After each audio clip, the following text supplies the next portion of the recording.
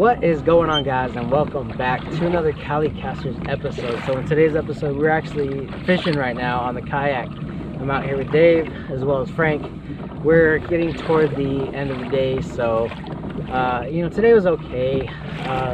Frank got a mix of rockfish. Dave caught a legal ling with some mix of rockfish. I got a couple. I got a tree as well as a blue rockfish.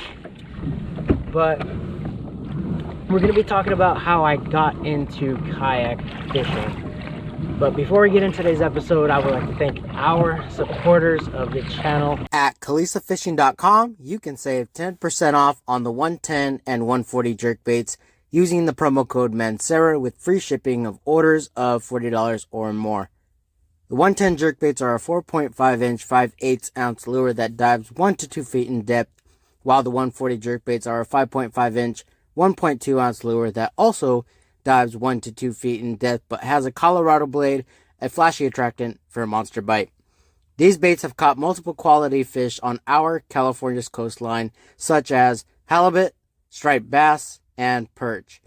This 10% discount will last throughout 2021, so take advantage of these savings. At calicovers.net, you can save 20% off using the promo code MANSERA with free shipping on orders of $20 or more. Calicovers, a product that will protect your lures. No more snagging on your belongings, no more snagging on other lures or even other anglers on fishing trips. Pinning down the treble hooks that will help minimize hook rash, prevents wear and tear for long-lasting lures. They have circular cutouts that can hold on to your hook keepers as well as the eyes on your rods.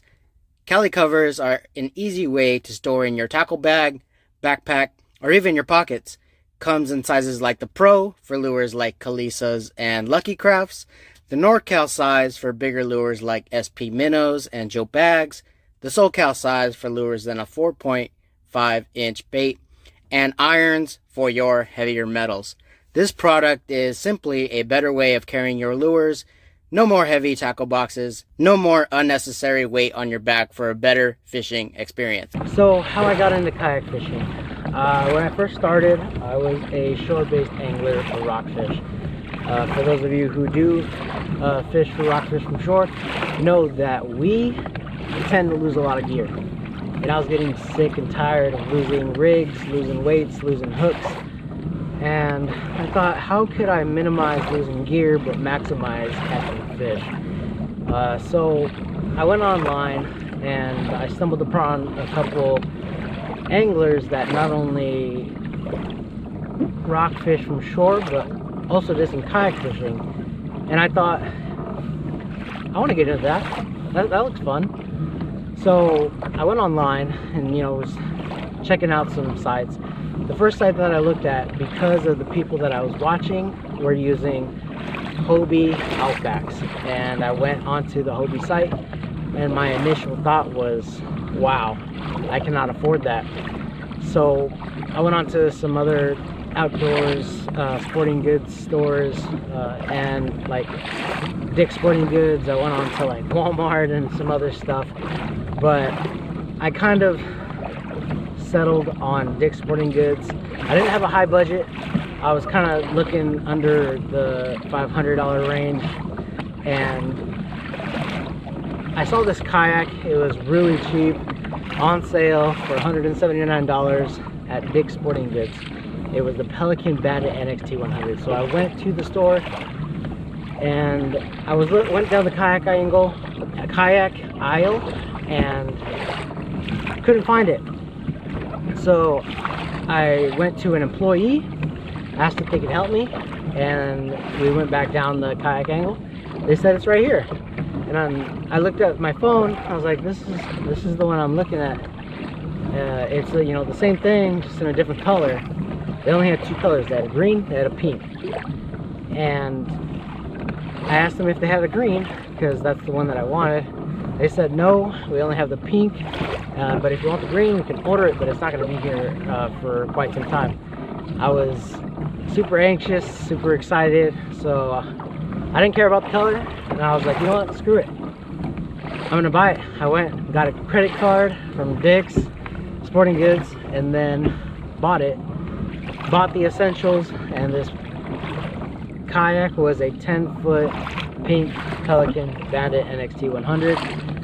Fairly light. I believe it was like 40 pounds, somewhere in that range. Easy for me to carry on my head or over my head. So what did I do? I strapped it up, went straight to Avila Beach, and plan on going out kayak fishing. So I unloaded everything, and I loaded everything onto the kayak, and I sat there for a good 15-20 minutes asking myself, do I want to do this? Am I ready for kayak fishing? Am I gonna have as much fun as I'm expecting? Do I want to do this by myself? I had really zero knowledge of kayak fishing, and I didn't have anybody to help me out with picking a kayak and whatnot. And this kayak is a 10-foot, not really meant to be out on the ocean for fishing. So I sat there just questioning myself, decided I'm gonna go home, packed all my stuff back to the car, and saw this gentleman unloading, and I ran down back to where I just unloaded. I asked him, can I come out with you? I don't feel comfortable going out by myself. This is my first time ever on a kayak, especially on kayak fishing. He looked at me with like a little questionable face, and then said, yeah, sure, you can come out with me. I plan on going out by myself anyways. And that individual ended up being Dave, and that's how I met Dave. So we've had some awesome trips on the Pelican Bandit kayak with Dave. The first day, I believe, we did okay, caught a couple fish. I caught my first little lingcod on that kayak. I doubled up on some reds, like charter size blues reds on that kayak. And after a few trips, I thought, you know, I gotta upgrade. So I sold the kayak and went back to Dick's Sporting Goods, and then bought the Fieldstream Shadowcaster. Definitely an upgrade, 12-foot compared to the 10-foot, as well as the weight. It was double the amount of weight. And the Pelican Bandit, I was able to lift over my head. This one I was not. So, you know, the funny thing about the pink Pelican Bandit is that people made fun of me, or a couple of people made fun of me, like, oh, you got a pink kayak, and I'm like, so I caught my first lingcod on that, caught a lot of nice rockfish off that. I'm happy, I caught fish. So, but I did need an upgrade, so I went and bought the Fieldstream. It was like a blue, black, white camo kayak, 12-foot, definitely an upgrade. Not only, you know, on the weight and the length, but on the stability as well, which is what I wanted. Like, I was stable on the Pelican kayak. It was a good starter, like probably for a lake, but I probably wouldn't recommend taking it out in the ocean. So I ended up buying the Fieldstream kayak, had a ton of fun on it, caught a lot of fish, and then sold it. And then my buddies, my good buddies, bought it back for me so I can continue kayak fishing, because I sold it for a vet bill, and my buddy surprised me with buying it back to me.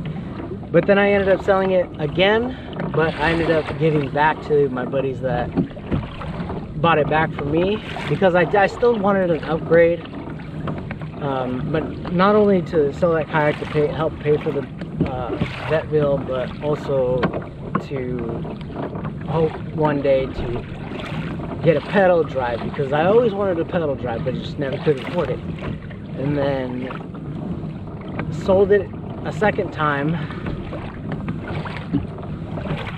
and saved up a little of that money, and then worked a large amount at work to afford to buy our OldTown big water PDL 132 And I would just like to thank Edward, because this opportunity to buy in that kayak really wouldn't have happened without him. We already had a lot of awesome experiences on this kayak, and looking forward to a lot more.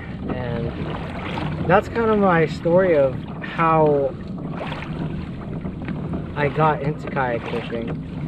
Had a lot of funny moments. I've tipped over a couple times. I got so many stories on kayak fishing. We'll save it for other podcasts. I love it. I kind of figured I was gonna love it.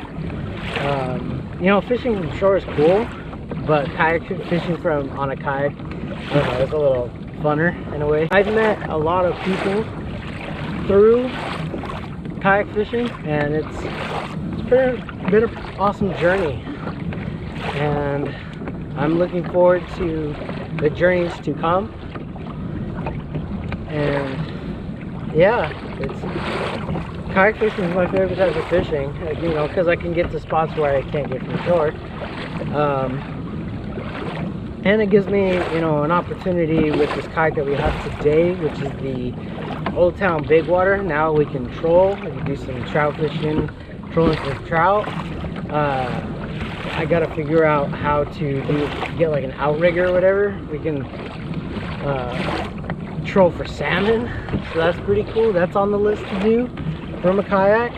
And yeah, well, I hope you guys enjoyed today's little podcast. It was definitely an adventure today. Not the day that we were expecting. We were expecting it was good weather, but just the fish weren't biting as we thought they were gonna bite. But that's okay, we got a couple fish. And yeah, I hope you guys enjoyed today's episode. Thank you all for watching, and until next time, keep fishing on. Peace.